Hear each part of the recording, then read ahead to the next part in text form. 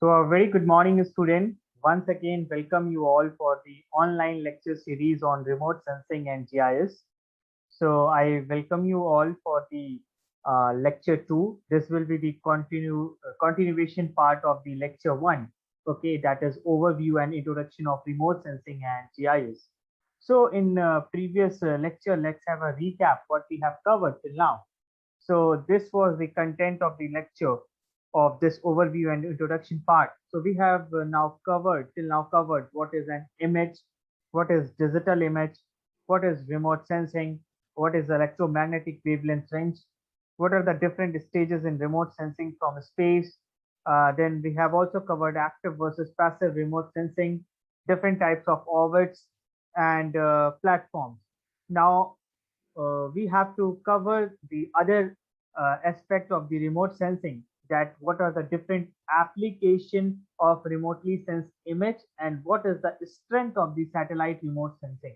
So in this part we will basically covering application of remotely sensed image and the strength of the satellite remote sensing. Okay, now let's have look towards this content of this lecture. Now I will just skip other slides and will move to the main slide, that is application of remotely sensed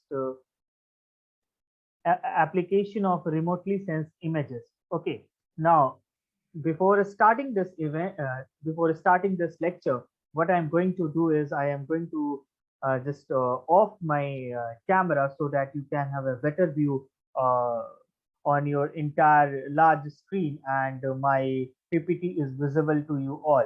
If you have any query, you can write it to me directly in the comment box also, or also you can mail it to me on my personal mail ID, which I will provide you in the last of this lecture. Okay, and I have also provided in the previous lecture also. So now let's move toward the application of remotely sensed images, right? So this slide says that there are different types of application like site selection studies, natural resource management, earth and planetary exploration, environmental monitoring, change detection, defense related activities, urban and rural development and planning, crop yield forecasting, hazard zonation and disaster mitigation. So here are these are few examples. These are not the complete list where you can use remote sensing and GIS. The list is, uh, everlasting. You can use it in various, its application is in various fields. But here I have mentioned some of the important application. Those are the site selection studies, then natural resource management, then is your earth and planetary exploration, environmental monitoring, changes detection, defense, urban and rural development and planning, crop yield forecasting, hazard zonation and disaster mitigation. Okay, so here I will give you some overview, like if you want to do some site selection for your studies. So here you can see this is one of the example where we are using this remote sensing data to monitor or to build a new house or to build a new mall. For that you can definitely use remotely sensed data, right? Here what I am giving you an overview, that if you literally want to build a new house or you want to build a new mall, for that you can definitely use the remotely sensed data. Okay, this is what about the site selection study slide say. Okay, now the other application is your this one. This is very interesting application of remote sensing, where you can always find what is the path of your river. Okay, so polio channels identification actually is very important part of this application of remotely sensed images. If you want to find path of your river, you can use the remotely sensed images. Other slide is about the environmental studies. So for environmental studies, you can always use this remote sensing data, or for natural hazard monitoring, you can use this temporal remote sensing data. So here you can see one of the example. This glacier is moving. Here you can see the glacier is moving, right?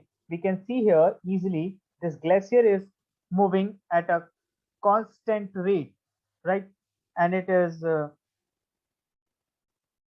you can see this area, it is moving slowly, right? So which has been captured through satellite over the years. Now you can always identify what is their direction and what is their mass, what is actually coming in this flow, so you can prepare for the hazard. So here you can see the glacier is moving, and the a certain area has been, displaced from its original location. So what we can identify, that what is their direction and what is the mass which is actually coming in this flow, so you can easily prepare for the hazard. Now the other applications are, if we move towards the next slide, the other application is for the national security. You can always monitor your border areas, or you can see the changes in the forest, whether there any forest encouragement or anything is happening. So in accessible areas, and preparing the land use, land cover map. Okay, so this is also a application of remotely sensed image. It is highly recommended for monitoring the national security. Moving towards the next slide. So how much your area is used for agriculture, and how much for residential purpose, and how much for shopping purpose. So those things you can easily find out using the satellite remote sensing data. Okay. So after this monitoring national security, you can always use this remotely sensed images for the agriculture purposes, and this can identify that how much residential purpose, and how much area is used for the shopping purpose. After this, flood hazard mapping. Okay, we can use, here we can see there are different zones which have been highlighted. So normal, very high, high and moderate and low. So these things you can always identify, or you can study using this satellite remote sensing. Okay, here you can see I have mentioned the areas as very low. Okay, then is your moderate, then is your high, then is your very high, then is your normal. So these things you can always identify, or you can study using these satellite remote sensing. Okay, so other applications are described in the next slide. I will move towards the next slide. That is river morphology. This is one of the actually very interesting problem, where you can always find how much depth or how much this river has migrated from one place to another place, right? You can see here that how much how much there is migration of the river, yes, from 1988 to 2002, and this comes under actually river morphology, that how much displacement has been done in a certain year, and what is the shape of the river in comparison to the other year. Okay, so this is actually the application of remotely sensed images. Now the other application is the other application uh, is in planetary exploration. Then for the planetary exploration, so I would say that remote sensing is the only available option or available technique to explore the planet. So here you can see some of the work which has been already published. Okay, which I am sharing with you, right? And this is basically one interesting thing which I am highlighting you about the Earth, moon and Mars, and how we are exploring this one. So basically, we have been using this remote sensing since very long now. We are successfully mapping this Mars, Moon, and Earth always in the picture, right? So this planetary part, this planetary exploration is actually being used from a long time, very long ago. We are successfully mapping this Mars, Moon, and Earth, right? So what I want to highlight is that this Earth, Moon, and Mars, and how we are exploring this one. Okay. Now, so these are the basically application of the remotely sensed images. Okay. Now moving towards the next slide. Next slide says about the strength of satellite remote sensing. So the strength of the remote sensing data or satellite remote sensing data, you can have large aerial coverage where you can get only from space temporal images. That means how frequently you monitor an area, sensor sensitive to wavelength region, and that is the best one that I would recommend, and I would say our eyes are limited to visible range, whereas these sensors are capable of measuring the energy reflected, emitted, back scattered energies in other wavelength region also. Okay, and access to inaccessible areas, then Earth and planetary exploration. So these are few strengths. There are many, but few strength of satellite remote sensing has been mentioned in this slide. There are many strength of the there are everlasting strength of the satellite remote sensing, which has not been mentioned in this satellite. This actually includes only large aerial coverage, the temporal images, sensors sensitive to wavelength region, access to the inaccessible areas, and Earth and planetary exploration. So this is about the strength of the satellite remote sensing. After this, the very important part of this entire video lecture will be your types of resolution, because this resolution, to understand, you have to understand this resolution in order to understand about the images and the quality of the images. Okay, so there are basically four different types of resolution: spatial, spectral, radiometric, and temporal, right? So here you can see I have mentioned spatial, spectral, radiometric, and temporal resolution of any data. Now I will describe you one by one. The first one is your temporal resolution. What is temporal resolution? The temporal resolution depends on the return time of the satellite, and return time is a function of the altitude at which the satellite is launched. Higher the altitude, more circumference of orbit, longer to orbit the Earth. With the ability to tilt the camera view, revisit capability can be increased. This can be explained in a particular way. In order to explain you, see, I have areas which has been captured at 5:30, 8:30, 11:30, and 4 p.m. respectively. Okay, so temporal resolution actually based on the return time of the satellite. And what is return time? Return time is a function of the altitude at which the satellite is launched, and higher the altitude, more circumference of orbit, longer to the orbit the Earth.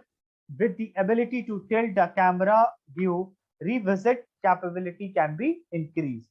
Okay, and in order to explain you, I have shared you on one of the examples that areas has been captured at 5:30, then 8:30, 11:30, and at 4 p.m.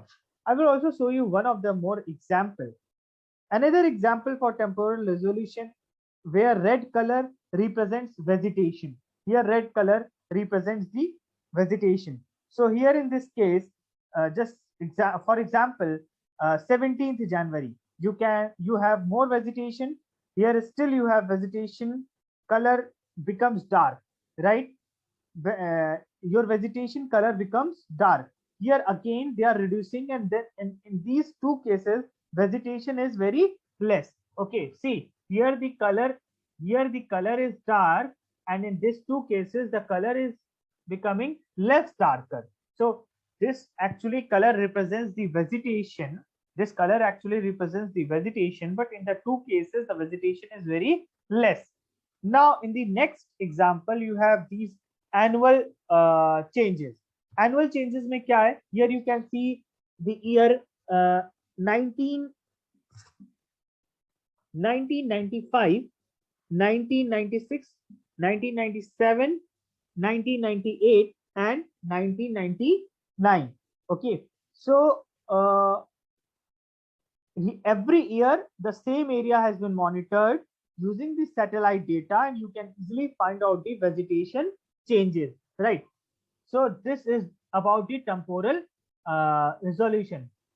Here you can easily see that we have taken 1995, 1996, 1997, 1998, 1999.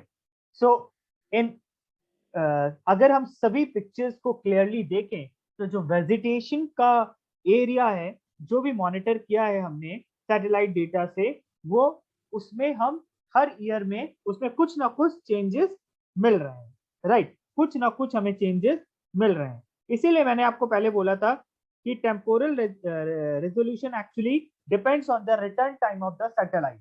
और return time क्या है? Return time is a function of the altitude at which satellite is launched, or higher will be the altitude, more circumference of orbit, longer to orbit the earth, with the ability to tilt the camera view, revisit capability can be increased.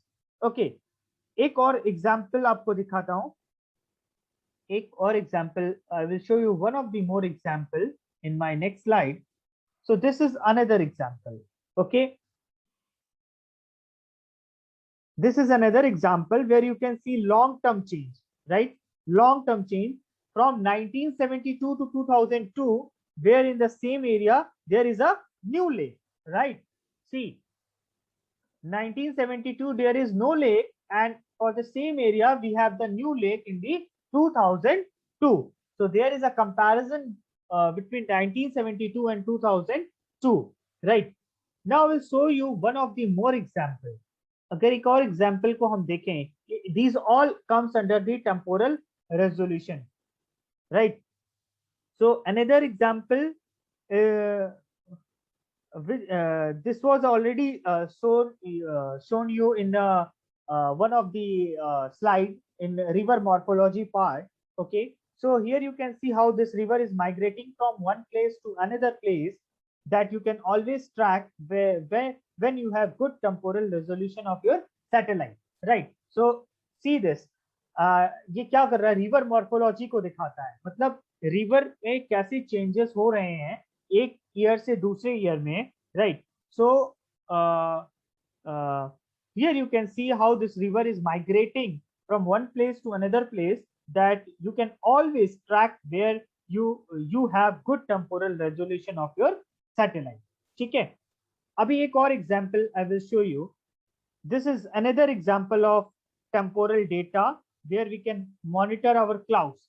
Okay, so based on the basically we forecast our weather condition, whether cloud is moving towards our place or away from the place. You can see this. I have represented the data of the August 22nd at different time.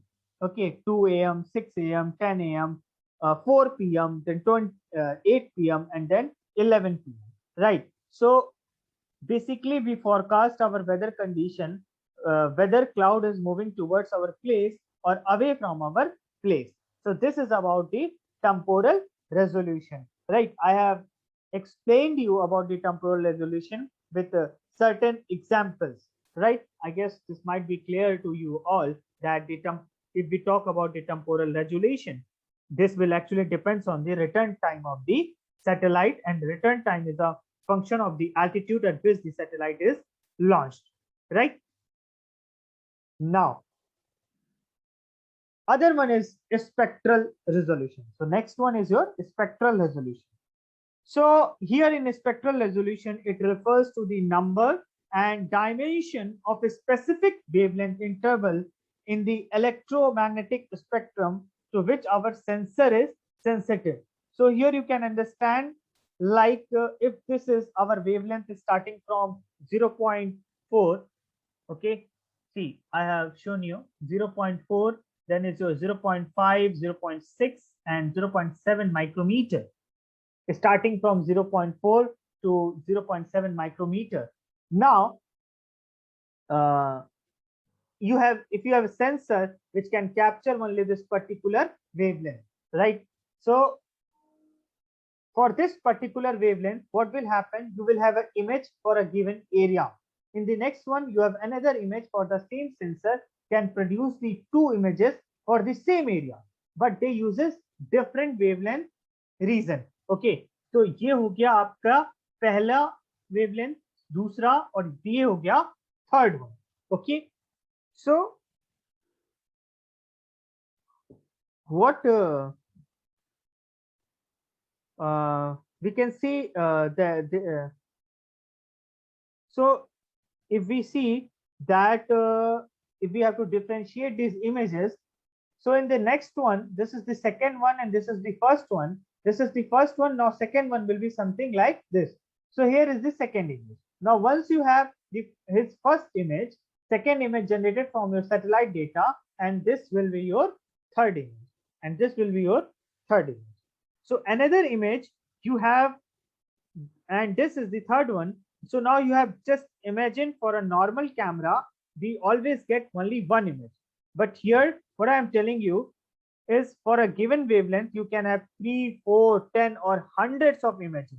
So you have, so if your sensor is capable of resolving only 0.4 to 0.5 micrometer wavelength range, then they can generate one image for that area, the another set of detectors which are capable of resolving this 0.5 to 0.6 micrometer wavelength range, right? They can generate this second one and the third one likewise.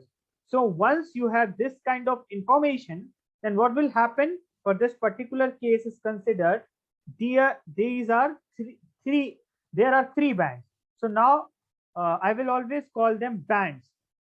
In these three images, the first pixel of the lower bottom corner, right? The first one is your at lower bottom corner. See, lower bottom corner. This one is your first pixel. Sorry, this one is your first pixel, right?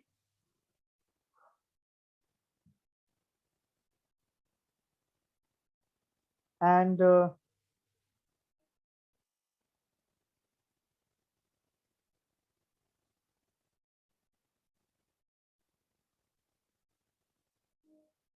so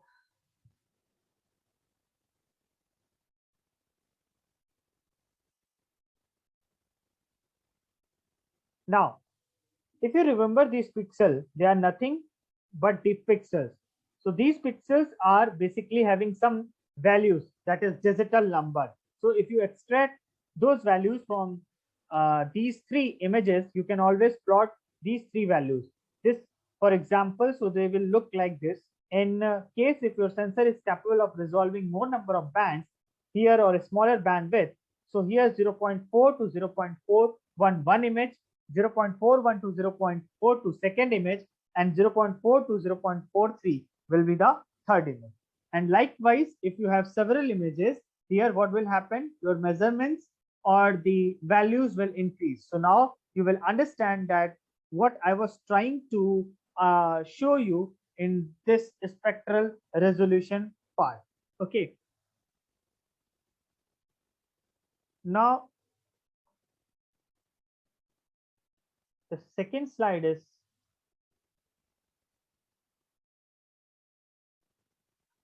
see,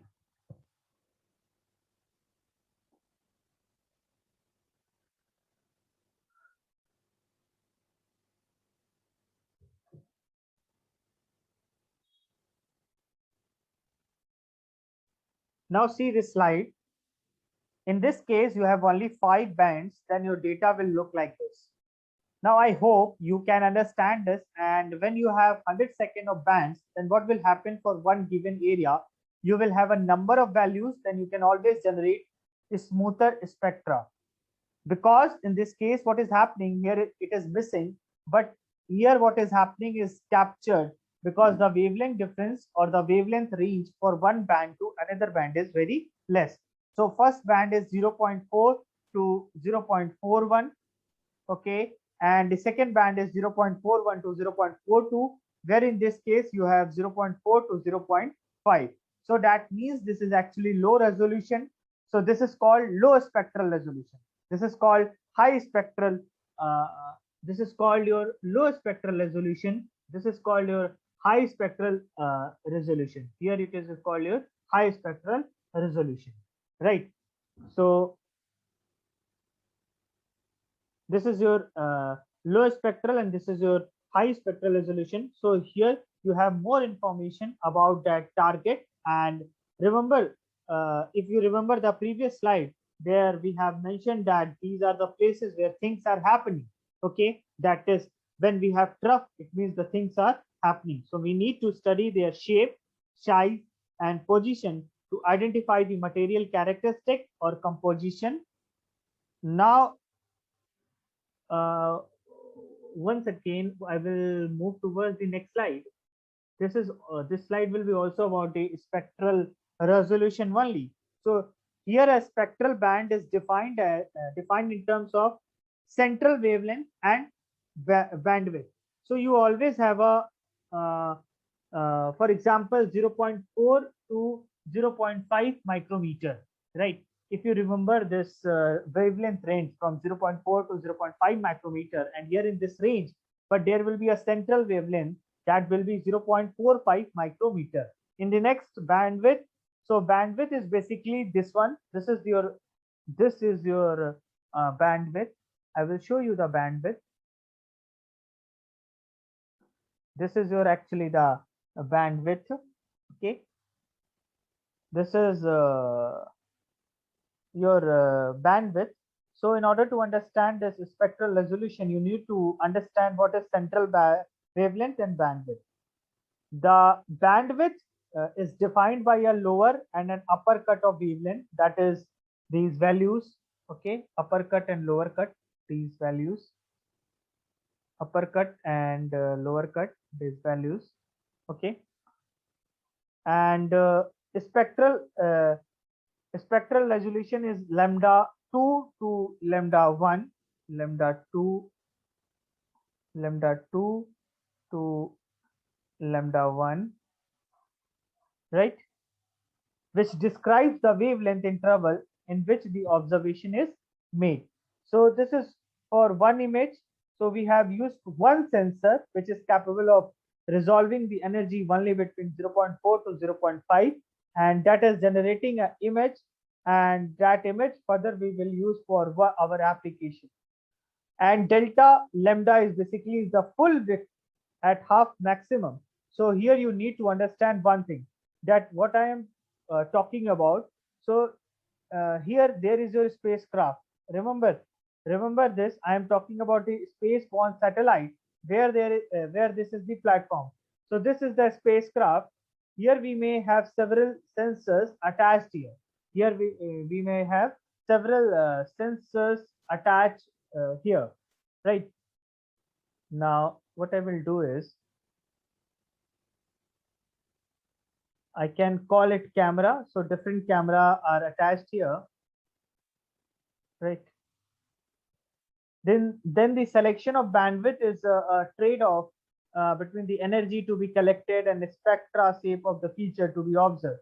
So if your sensor is capturing this particular area and it is basically 0.4 to 0.5 this micrometer. So here you can see this 0.4 to 0.5 micrometer energy, which is coming from the surface, will reach to our sensor, and if it will reach to our sensor, that will be recorded.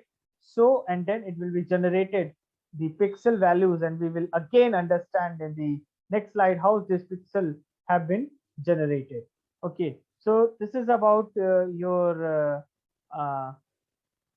spectral resolution, right? Now we have other resolution also, that is the spatial resolution and panchromatic, multispectral, and hyperspectral resolution. So what I will do is that in order to not to make this video very lengthy, I will just take a break for this video, and we'll make one more continuation video of this, so that we can have more knowledge about this spatial resolution, because we have to cover some part only. We have to cover the spatial resolution and IOB part, and this overview and introduction part will be completed. So I guess you all are just enjoying this lecture series. In order to avoid the you know this lengthy part, so I am just taking a break in this lecture. I will be back with the part 3 of this same lecture. That will be the last part of this lecture 1. Okay, so I've divided into part 1, part 2, and part 3. So if you have any query related to this part 1 and part 2, you can directly write to me at ankur495@bit.ac.in. Okay, or you can have your questions in the comment box also. So I will be back with the third part of this lecture 1, probably tomorrow or day after tomorrow. So till now, enjoy this learning, enjoy this video, and have a nice day. Stay safe at your home. Thank you so much. Thank you, everyone. Thank you.